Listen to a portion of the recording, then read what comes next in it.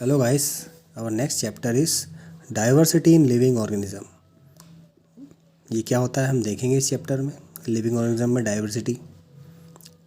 C, have you ever thought of multitude life forms that surround us. आप लोगों को पता है इस दुनिया में बहुत डिफरेंट टाइप्स के ऑर्गेनिजम्स पाए जाते हैं, अलग अलग वैरायटी के. ठीक है. Each organism is different from other to a lesser और अ ग्रेटर एक्सटेंट. ये सभी ऑर्गेनिज्म क्या है, कुछ ना कुछ एक्सटेंट में डिफरेंट होते हैं, अलग अलग होते हैं. ठीक है. एक चूहा और एक कैट दोनों अलग अलग होते हैं. ऐसे ह्यूमन और चिंपांजी वो भी अलग अलग है. ऐसे अगर देखा जाए तो इस दुनिया में जितने भी ऑर्गेनिज्म है सारों में क्या है, कुछ ना कुछ डिफरेंस है. For instance consider yourself and friend. अब देखिए यहाँ पे क्या बोला कि हमको कंसिडर करना है अपने खुद को और अपने दोस्त को. तो आपको ये फॉलो करना है. Are you both the same height. क्या दोनों की सेम हाइट है? No. Does your nose look exactly like your friend nose? No. Is your hand span the same as your friend? No. तो तीनों में आपको कुछ ना कुछ डिफरेंस देखने को मिलेगा ही मिलेगा. This difference occur in the organism is nothing but diversity.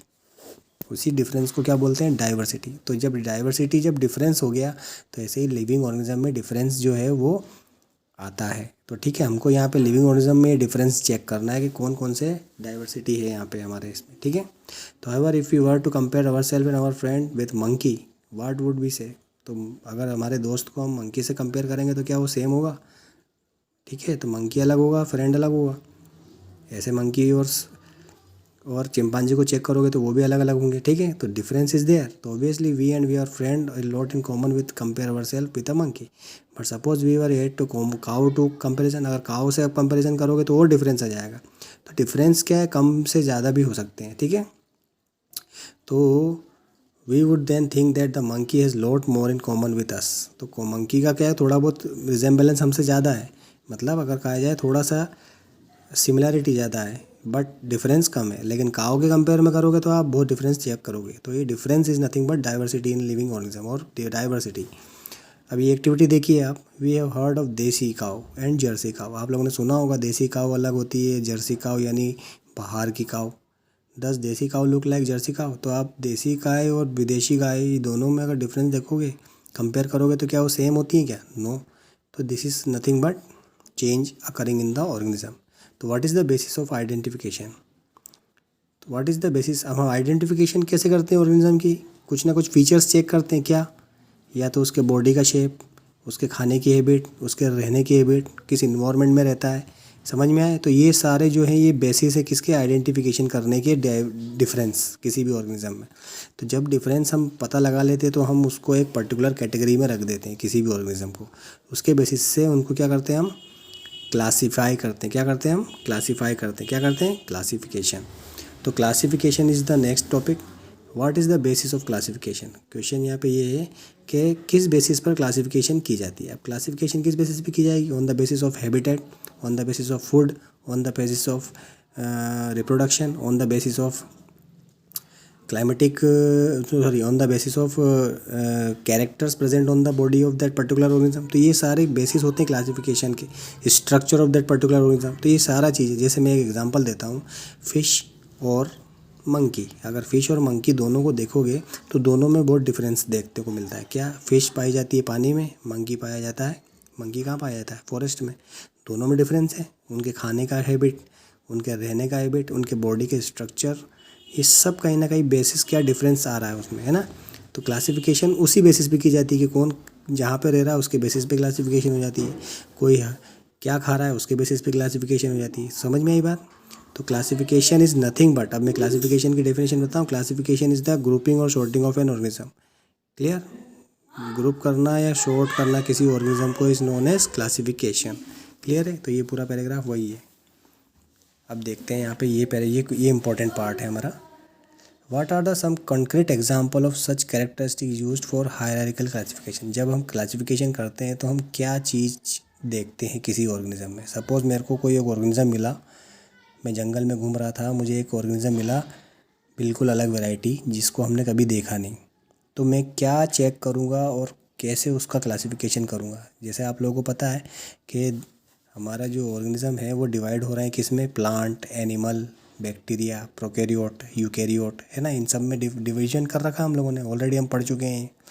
तो किस बेसिस पे हम इनका क्लासिफिकेशन करेंगे, देखिए. पहला point, a eukaryotic cell has a membrane bound organelle including a nucleus. Eukaryotic cell होगा तो उसमें क्या पाया जाएगा, मेम्ब्रेन बाउंड ऑर्गेनेली होगी और इंक्लूडिंग न्यूक्लियस भी होगा, which allow cellular process to be carried out efficiently in isolation from each other. Therefore, organisms which do not have a clearly demarcated nucleus, पहला हम क्या चेक करेंगे उसके सेल के अंदर न्यूक्लियस, अगर उसके अंदर न्यूक्लियस नहीं होगा तो वो प्रोकैरियोट में आ जाएगा, एंड अगर उसमें न्यूक्लियस पाया जाएगा तो वो किस में आ जाएगा, यूकैरियोट में। तो प्रोकैरियोटिक और यूकैरियोटिक फॉर्म देखा जाएगा फर्स्ट, पहली classification. Another organism would need to have their biochemical pathways organized in very different way. This would have an effect on every aspect of cell division. Further, nucleated cell would have the capacity to participate in making a multicellular organism because they can take up specialized function. Therefore, nucleus can be basic characteristic of classification. तो पहला क्या characteristic किस चीज़ पे देखी जाएगी, पहली चीज़ देखी जाएगी न्यूक्लियस, ठीक है।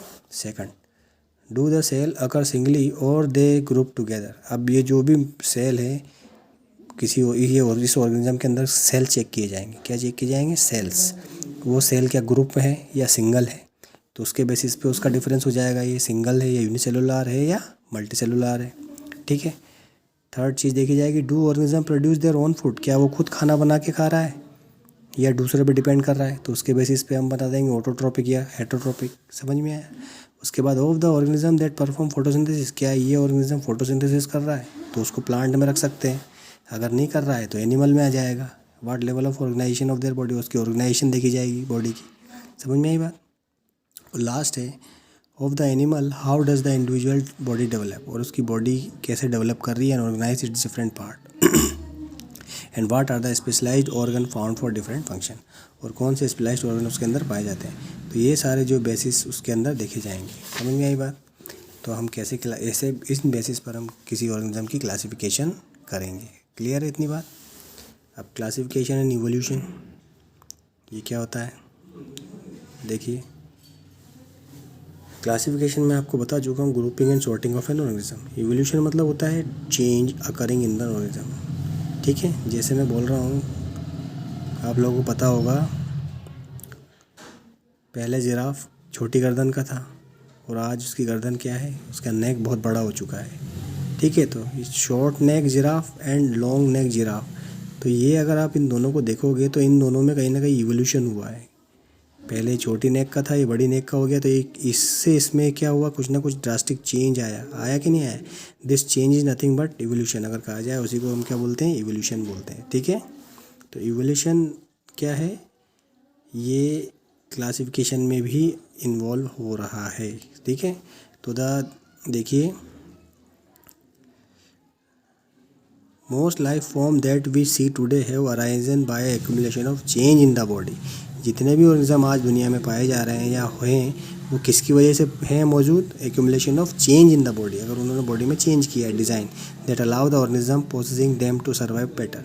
Charles Darwin first describe the idea of evolution in 1859 in his book the origin of species. तो ये इवोल्यूशन के बारे में सबसे पहले चार्ल्स डार्विन नाम के साइंटिस्ट ने सबसे पहले बताया था 1859 में, ओरिजिन ऑफ स्पीशीज, ठीक है। What we connect this idea of evolution to classification. अभी हम इवोल्यूशन और क्लासिफिकेशन को कैसे कनेक्ट करते हैं, तो we will find some group of organism which have ancient body design that have not change very much. तो we will also find other group of organism that have acquired their particular body design relatively recently. तो those in the first group are frequently referred to as primitive. जो पहले थे उनको क्या बोलेंगे, primitive और lower organism, while those in second group are called advanced और higher organism. तो प्रिमिटिव और एडवांस्ड, इसके बेसिस पे ये क्लासिफिकेशन हो जाता है। अगला जो टॉपिक है बायोडाइवर्सिटी, ये क्या होता है देखिए। Biodiversity means the diversity of life form. It is a word commonly use to refer the variety of life forms found in a particular region. Variety मतलब एक पर्टिकुलर एरिया में बहुत सारे वैरायटी के ऑर्गेनिज्म पाए जाने को ही क्या बोलते हैं, बायोडाइवर्सिटी। मतलब बायो मीन्स लाइफ की डाइवर्सिटी, ठीक है। जैसे एक ही पर्टिकुलर मैं बोल रहा हूँ फॉरेस्ट में अलग अलग वैरायटी के ऑर्गेनिज्म, तो उसको हम क्या बोलेंगे, बायोडाइवर्सिटी, ठीक है। नेक्स्ट टॉपिक है हमारा हायरार्की ऑफ क्लासिफिकेशन, ये हम नेक्स्ट क्लास में देखेंगे। Thank you.